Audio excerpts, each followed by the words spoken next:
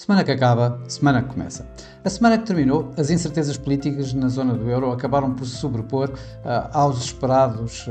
dados da inflação nos Estados Unidos e à reunião da Reserva Federal também dos Estados Unidos. O resultado eleitoral para o Parlamento Europeu foi inesperado, com fortes avanços dos partidos de direita mais hostis ao projeto europeu, principalmente em França, onde o partido de Emmanuel Macron sofreu uma forte derrota que acabou por levar o presidente francês a dissolver a Assembleia Nacional e a convocar eleições antecipadas já para o final deste mês, 30 de junho e 7 de julho, na medida em que em França as legislativas têm duas voltas. Nos Estados Unidos esperavam-se, e os mercados estavam à espera nos Estados Unidos, dos dados da inflação e da Reserva Federal, isto numa grande quarta-feira em que as duas coisas se juntavam, com os dados da inflação a saírem antes da Reserva Federal. Ora, foi de facto os dados da inflação nos Estados Unidos que tiveram, que se sobrepuseram de alguma forma, pelo menos temporariamente, ao impacto criado pelas incertezas políticas na Europa, isto com os dados da inflação nos Estados Unidos a cair abaixo daquilo que o mercado estava a prever. Os preços no mês de maio ficaram estáveis, a inflação anual caiu dos 3,4% para os 3,3%, quando o mercado esperava que se mantivesse nos 3,4%. Sem energia e alimentação, a inflação subjacente acabou por cair de 3,6% para 3,4%, abaixo dos 3,5% esperados pelo mercado, com os preços a nível mensal a subirem apenas 0,2%. 0,2% esse que acaba por, digamos, ser o tal bom caminho que a Fed refere para que a inflação atinja a sua meta dos 2%. Foi isso que no final do dia acabámos por ir verificar, ou seja, o que é que a Reserva Federal tinha para dizer aos mercados. E de facto manteve inalterada a sua taxa de juros tal como era esperado, 5,25, 5,5. A sua declaração de política monetária não foi muito diferente do mês anterior. O que foi de facto diferente, e isso o mercado já estava de alguma forma à espera, seriam os tais dot plot, as tais projeções dos membros do FOMC para as taxas de juros nos próximos, para o próximo, até ao final do ano e para os 2 anos consequentes. De facto, se em março ainda os dot plot apontavam para 3 cortes de taxa de juros, o mercado estava à espera que apontassem para 2, mas de facto estes dot plot apontaram mesmo apenas para um corte de taxa de juros. Houve mesmo 4 dos 19 elementos da FOMC que apontaram para que não houvesse qualquer corte este ano. Houve cerca de, aliás, houve 7 para um corte este ano e 8 para 2 cortes este ano. Isto acabou por colocar a mediana da taxa deste ano, no final deste ano, a subir dos 4,6% em março para 5,1%, portanto indicando apenas um corte de taxa de juros até ao final do ano. Jerome Powell, no final da sessão, continuou inclusive mais hawkish, isto mesmo depois dos recentes dados da inflação, tinham acabado de sair dados da inflação bem abaixo. Atenção que a projeção da FOMC também aponta para uma subida na inflação, tanto para este ano como para 2025, e de facto os dados da inflação do próprio dia onde foram divulgadas estas projeções acabaram por dar exatamente o sinal inverso, ou seja, de uma forte queda da inflação. A inflação essa inclusive é que mais tarde, não já na quarta-feira, mas no dia seguinte, quinta-feira, no índice de preços produtor também sinalizou maior queda, os preços subiram 0,1%, depois dos 0,5% do mês anterior, e portanto também aqui assim colocando algum peso na própria inflação e portanto a aumentar aqui o processo de desinflação dos preços. E mais tarde, ainda na sexta-feira, tivemos os dados da Universidade de Michigan, esses sim que aqui as expectativas de inflação tiveram uma ligeira atualização em alta, de 3 para 3,1% nos preços a um ano, e a confiança do consumidor, importante aqui assim para a criação também da própria inflação, a recuar, quando o mercado até estava à espera que subisse. Bom, mas ainda continuávamos na quarta-feira e ainda estávamos com a Fed, apesar de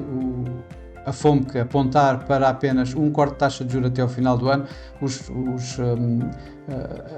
as probabilidades dadas pela FedWatch Tool da CME continuavam a dar os tais dois cortes de taxa de juro até ao final do ano, um primeiro em setembro, um segundo lá para o final do ano, novembro, dezembro. Isto quando os mercados continuavam com as yields continuarem a cair, e o dólar também, digamos que continuou a subir no seu papel um pouco de moeda de refúgio, numa situação de maiores incertezas políticas, como nós já vimos na Europa. Mas também tínhamos ainda o Banco do Japão, ainda tivemos tempo de receber os dados do Banco do Japão. A reunião foi em tudo idêntica às anteriores, manteve o seu teor mais dovish, mais de política mais facilitista. No mercado esperava inclusive que houvesse aqui assim a mostra de um plano de compra, de redução da compra de obrigações, mas que o Sr. Ueda o empurrou mais para julho, o que levou também os mercados a defenderem o iene, digamos, em posicionarem-se mais contra exatamente o iene, na medida em que continuou a fragilidade e continuou com os níveis de liquidez e de nível de taxa de juros bastante baixo. Ora, isto acabou por trazer o mercado acionista esta semana um pouco estragado, passa a expressão. Ou seja, se estivermos na Ásia entre ganhos e perdas, se calhar mais perdas do que ganhos, a Europa foi fortemente castigada e nos Estados Unidos esse sim acabou por ter aqui assim algum suporte, se bem que o Dow Jones ainda acabou negativo nesta semana. Aqui no nosso gráfico vemos na Ásia, representado aqui pelo Nikkei, em que não teve ganhos marginais, à volta dos 0,4%. Na Europa, o Eurostoxx 50 acabou por cair mais de 4%, e atenção, o CAC em França caiu mais de 6%, enquanto nos Estados Unidos o Nasdaq e o S&P fizeram novos máximos históricos. O Nasdaq foi o que liderou os ganhos nos Estados Unidos, a avançar mais de 3% durante esta semana. Por cá, o nosso PSI 20 acabou por perder um pouco menos de 3%, isto pressionado pelas perdas do BCP, que caiu cerca de 10% esta semana, e do lado contrário tivemos os ganhos da Altri acima de 4%. No mercado cambial, a incerteza na Europa acabou por fazer os seus estragos, como se esperaria, e esta semana a divisa que mais perdeu foi exatamente o euro, seguida do iene. Por outro lado, a divisa que mais ganhou foi o franco suíço, devido também aqui ao seu papel de moeda de refúgio, seguido do dólar neozelandês. Aqui no gráfico trago o euro-dólar, que começou a semana a cair e em gap para o fecho da semana anterior, tinha fechado a 1,08, acabou por iniciar a semana à volta dos 1,0770, terminou à volta de 1,07 depois de ter feito mínimos abaixo de 1,07. Já o euro suíço, que começou a semana ligeiramente abaixo de 0,97, acabou ligeiramente acima de 0,95, um dos maiores ganhos deste ano. Ganhos do franco suíço, perdas do euro suíço. De realçar que em termos de mercados emergentes, as divisas, o rand sul-africano foi o que mais ganhou cerca de 3%, tanto versus o euro como versus o dólar, ou seja, não ganhou apenas ao euro, mas ganhou também bastante ao dólar, que foi uma das moedas que ganhou esta semana. Do lado contrário, a divisa do mercado emergente que mais perdeu foi a lira turca. Nos mercados das commodities, as yields em baixo acabaram por ajudar, nomeadamente o ouro, que ganhou esta semana cerca de 1%, um pouco acima de 1%. Os mercados petrolíferos acabaram por ganhar algum suporte de alguns relatórios, tanto da OPEP como da EIA, que apontavam alguma falta de oferta no mercado para o final deste ano, com uma procura possivelmente a aumentar. Também as expectativas de maiores cortes de taxa de juros, apesar de um Fed um pouco mais apertado, por assim dizer, as expectativas do mercado de mais cortes de taxa de juros ajudaram também, de alguma forma, a suportar aqui os ganhos do petróleo, que acabaram por recuperar dos mínimos deste ano para ganhar cerca de 3% durante esta semana. A semana que vai começar é uma semana em que as incertezas políticas provavelmente vão continuar bem na ordem do dia nos mercados financeiros, em que vamos ter uma série bastante grande de bancos centrais, depois já de termos passado pelo Fed e pelo BCE, e em termos de dados macroeconómicos, eu apontaria os PMIs, uma vez mais, como, digamos, a atenção do principal dos mercados para esta semana. As incertezas vão continuar, principalmente com a aproximação das eleições, tanto em França como no Reino Unido. Vamos ter certamente várias sondagens e a divulgação dessas mesmas sondagens esta semana. Já na semana anterior, a divulgação de algumas sondagens deu origem a alguma volatilidade aos mercados. Estou a falar das sondagens das eleições francesas, mas esta semana, além das sondagens das eleições francesas, provavelmente vamos ter as do Reino Unido também, onde, por exemplo, acabou a semana já com o YouGov colocar o partido de Lafarge à frente do próprio partido de Rishi Sunak, dos conservadores, apenas por um ponto percentual, 19% das intenções de voto para o Reform UK, contra 18% dos conservadores, dos Tories de Rishi Sunak. Provavelmente, obviamente que à frente continua o Partido Trabalhista, bastante à frente, mas vamos ver como é que vão evoluindo as situações e quais serão as sondagens que vão sendo apresentadas esta semana e que certamente poderão aqui assim ter algum impacto nos mercados. Por outro lado, os comentários, os discursos vão voltar outra vez, já as reuniões dos bancos centrais saíram de cena e, portanto, vamos certamente ter aqui assim uma série de intervenções para defender as várias posições, tanto na Reserva Federal como no Banco Central Europeu, se bem que no Banco Central Europeu já vimos bastante disso na semana que se passou, portanto vai ser o impacto maior, vamos provavelmente vê-lo por parte dos membros da FOMC. Por outro lado, vamos ter imensos bancos centrais esta semana, alguns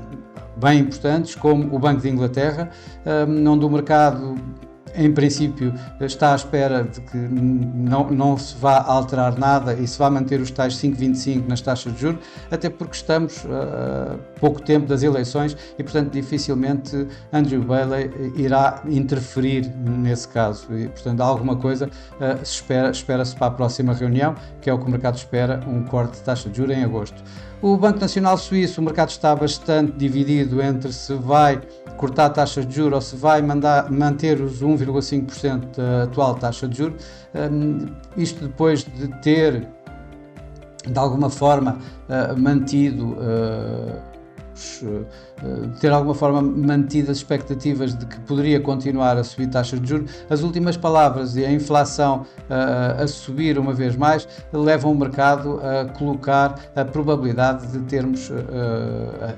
agora ainda a manutenção desta mesma taxa de juros no 1,5%, apesar de qualquer alteração só puder ser feita daqui praticamente a 3 meses, lá para setembro, que é a data da próxima reunião do Banco Nacional Suíço. O RBA também não se espera outra coisa que não seja a manutenção dos 4,35%, provavelmente vai continuar a colocar em aberto a possibilidade tanto de cortar taxas como de subir taxas, como já aconteceu na reunião anterior. O Norgesbank deverá manter também a sua taxa de juros inalterada e ainda vamos ter, por exemplo, o Banco do Brasil, que deverá parar o seu ciclo de cortes de taxa de juros e manter a sua taxa de juros nos 10,5%, e o mecanismo de facilidade de empréstimos a 1 ano do Banco da China, logo no início da semana, também deverá permanecer inalterado nos tais 2,5%. A nível de dados macroeconómicos, de uma forma mais global, eu creio que os mercados estarão à espera uma vez mais dos PMIs, de relembrar que os PMIs foi, digamos, o pontapé de saída de alguma forma para começar a ver a determinada altura a expectativa de um corte de taxa de juros no Banco Central Europeu e, portanto, digamos, como um indicador avançado da economia, acaba por ser bastante importante nesta altura do campeonato em que estamos de facto a tentar aferir para quando mais cortes de taxa de juros. O mercado está à espera que os PMIs nos Estados Unidos recuem um pouco, tanto na atividade de serviços como na atividade industrial. Já na Europa é exatamente o contrário, tanto na zona do euro como no Reino Unido, sendo que na zona do euro é esperada uma evolução mais rápida, uma evolução maior dos índices do índice PMI, tanto de serviços como manufatureiro, continuando a apontar para uma recuperação económica na Europa, o que poderá, uma vez mais, colocar o Banco Central Europeu a esperar por mais algum tempo para o próximo corte de taxa de juros. Bom, e para já é tudo. Desejo a todos uma boa semana, bons negócios e para a semana cá estarei com mais um Semana que Acaba, Semana que Começa. Até lá!